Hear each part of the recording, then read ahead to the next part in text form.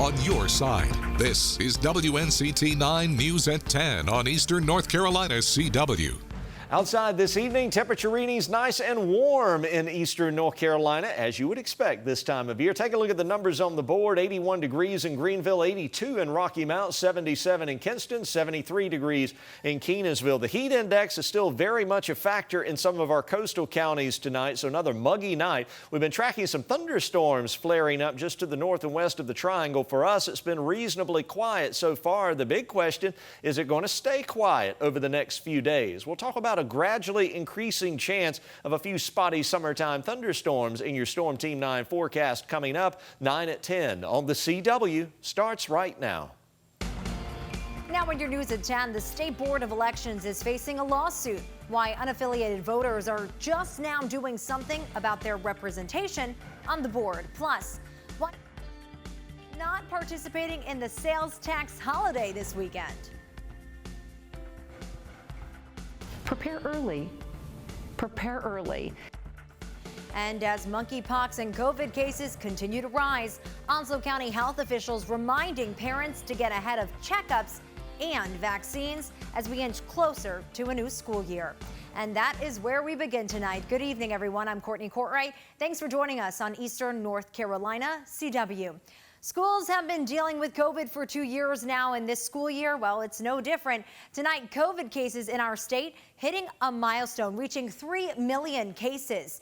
Since the Department of Health and Human Services started tracking cases, the numbers are still up with nearly 32,000 new COVID cases reported last week. And schools also have to keep an eye on monkeypox as it continues to spread. The state health department is now tracking 60 confirmed cases. This map is showing where those cases are stacking up. The county in red is Mecklenburg. There are more than 10 cases there.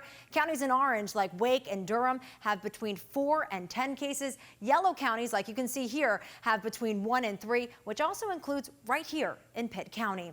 And these numbers come as the Biden administration declares the monkeypox outbreak a national public health emergency. More than 600,000 vaccine doses have been given out thus far, and around 80,000 tests are now available every week. The CDC says the virus is spread mostly through close contact. And with school around the corner and monkeypox and COVID concerns, health officials are urging parents to start booking their yearly checkups. Now on your sides, Claire Curry joins us in our Jacksonville studio now. And Claire, what are health officials giving advice on, and what are parents saying?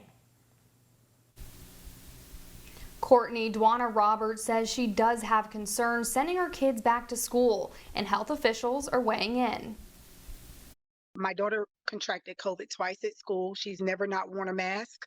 My son contracted it one time at school, and he's never not worn a mask. She says gatherings in school again are troublesome to her. So dealing with a middle schooler and high schooler, I am very concerned how many large events they're going to have this year. With monkeypox on the rise, the Onslow County Health Department says young children are unlikely to see its effects.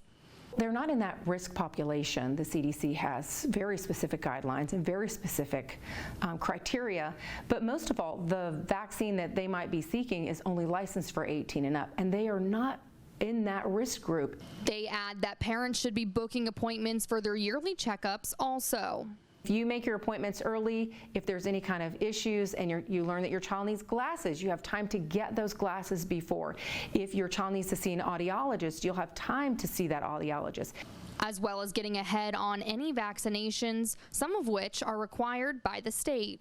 We offer the state-required Tdap, the state-required meningococcal, the state-required booster for that meningococcal, that's that 12th grader. We also offer hepatitis A vaccine. We offer the flu vaccine if we have it by that time, and we offer the cancer-preventing HPV vaccine. The health department will be visiting schools to administer vaccines early this fall. The health department also reminds parents that every student is required to have a physical on file if you're entering a North Carolina school for the first time. In the Jacksonville studio, Claire Curry, 9 on your side. Claire, thank you. Looking ahead to tomorrow, Beaufort County Health Department is offering back-to-school shots to 7th and 12th grade students.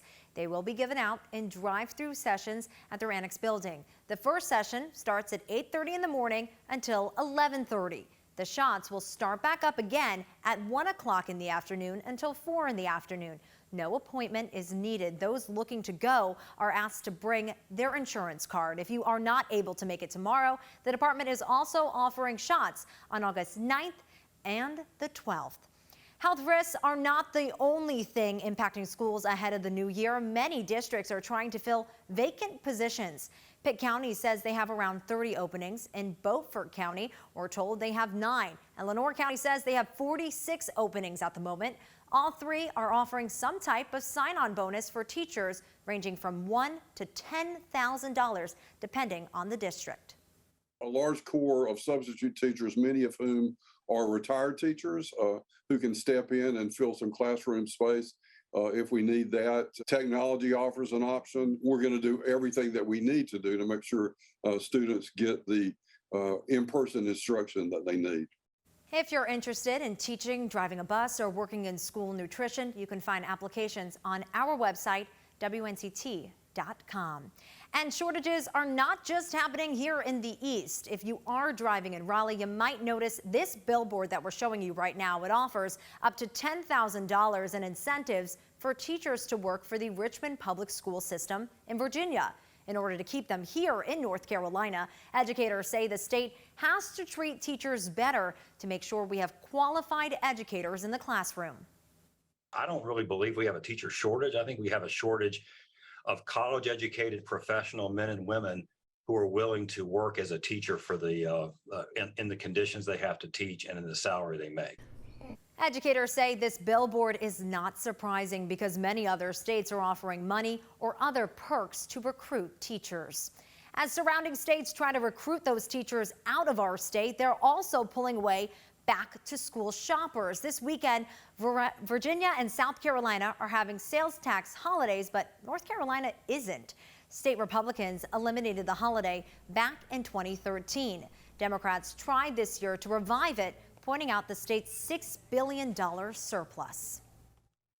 It's within our power. We clearly have the surplus to be able to afford it, to give parents a little bit of relief as they start shopping to go back to school. With the inflationary pressures that we are seeing, we are well positioned to deal with those things. And all of that has to do with the prudent budget and tax policies that have been adopted by this General Assembly.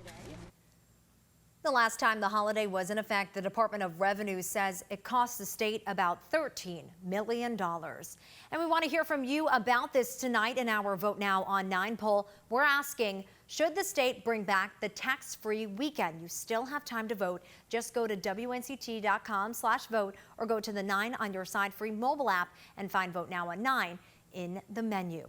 Governor Roy Cooper was in Virginia today. He got a look at 2 wind turbines 30 miles off the Virginia coast. They're part of the Coastal Virginia Offshore Wind Pilot Project. This trip was an opportunity to see how the turbines work and all precautions taken to protect marine life and boaters. Governor Roy Cooper says clean energy is the future of our economy. They are the largest voting bloc in the state, but have no representation on the State Board of Elections. We're talking about the unaffiliated voters. Now, a new lawsuit hopes to change a century-old law. The law puts 5 members on the board, no more than 3 making up the party of the sitting governor and 2 from the other party. Now, unaffiliated voters outnumber voters registered as Republicans or Democratic. Common Cause NC has filed a lawsuit to change the law so unaffiliated voters can have a voice. Having an unaffiliated person there would help tamp down some of this toxic partisan politics that even is present at the State Board of Elections. The other option is the state legislature could change the law before the case goes to court. Still ahead on your news at 10 o'clock, how not-for-profits in Duplin County are planning to use newly awarded grants to help children. Plus, Senate Democrats still hope to vote on a major climate and health care bill soon, where the negotiations stand. Outside this evening, temperature readings warm and some thunderstorms have been thriving across parts of the state of North Carolina. We'll have all the details you need to know coming up next.